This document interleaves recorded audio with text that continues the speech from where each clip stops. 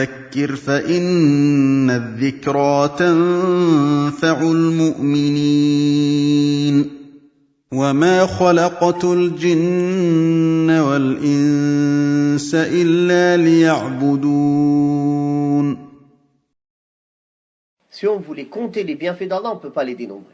Mais l'être humain, il est ingrat envers Allah subhanahu wa ta'ala. Il ne reconnaît pas les bienfaits d'Allah, il ne fait que se plaindre. Et en réalité, même aujourd'hui, c'est étonnant de voir l'être humain se plaindre. Car il n'y a pas eu une période où l'humanité elle est autant dans l'aisance que maintenant. Sauf dans certains pays où vraiment très pauvres. Mais regardez, est-ce que par exemple quelqu'un peut se plaindre parmi nous? Quelqu'un ne mange pas à sa faim, quelqu'un ne s'habille pas, il n'a pas un toit où se loger.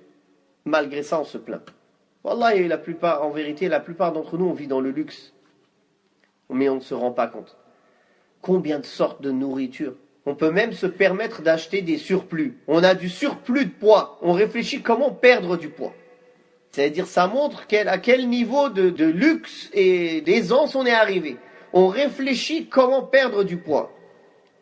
Et maintenant, il y a du commerce, comment perdre du poids. Il y a du commerce, comment t'en prends. Et après, le commerce de l'autre côté, comment en perdre. C'est-à-dire, l'être humain, regardez dans lesquels bienfaits d'Allah il vit. Et malgré ça, il est ingrat, cet être humain. Il en veut toujours plus. Alors que le messager d'Allah, sallallahu alayhi wa sallam, nous a enseigné de regarder dans les choses de dunya, de ce bas monde, les gens qui ont moins que nous. Comme ça, on ne va pas être ingrat envers les bienfaits d'Allah, on ne va pas les rejeter. Et au contraire, dans les choses de din, on regarde celui qui est mieux que nous. Comme ça, on va toujours essayer d'avancer. Maintenant, c'est tout le contraire. Les musulmans, dans le din, ils regardent le minimum. Ils se comparent aux kafirs. Ils disent, alhamdulillah, je suis musulman. Les gens aujourd'hui, ils se contentent du minimum dans le din et ils veulent le maximum dans le dunya. Qui d'entre nous, ça lui plairait d'être le dernier dans les choses de dunya? Personne.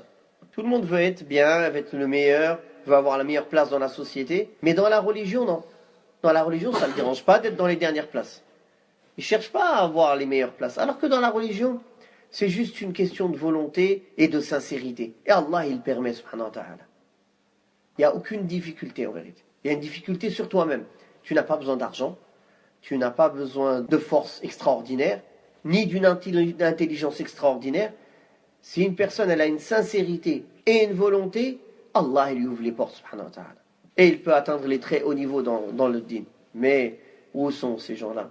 Si tu lis les questions qui étaient posées aux salafs, les salafs, c'est-à-dire les premiers siècles, les savants des premiers siècles, c'est que des questions pour atteindre le mieux.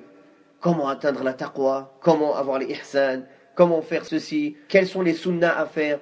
Les questions aujourd'hui, c'est les limites. Halal ou haram? Ils ne posent pas les questions pour atteindre l'excellence. Ils posent des questions pour chercher à s'approcher des limites. C'est clairement haram ou non? Il y a un doute. Ah, mais il y a un doute. Il y a ikhtilaf entre les ulama. Je peux. C'est-à-dire la personne maintenant, l'ikhtilaf pour lui, c'est un argument pour plonger dans tout ce qui est douteux. Mais l'ikhtilaf, ça n'a jamais été un argument chez Ahl Sunnah wal Jama'a. Jamais. On reconnaît que l'ikhtilaf, il est existant, la divergence. Et on reconnaît qu'il y a une divergence qui est excusable entre les savants. Mais elle ne doit pas être recherchée. Ce qui doit être recherché, c'est la vérité. Non.